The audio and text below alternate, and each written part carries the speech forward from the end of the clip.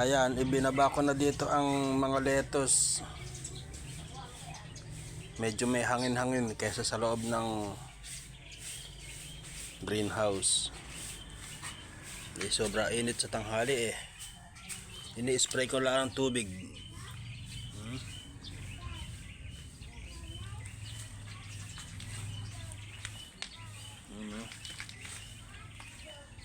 Talagang dito sa atin hindi po pwede ang lettuce, sobrang init. Dapat mga bare months, September, October, November, December, January, February, yan pwede.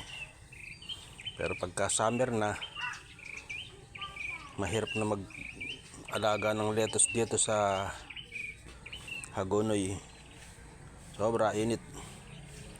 Pwede na rin 6 months, September, October, November, December, January, February, hanggang kalahati ng March. Okay.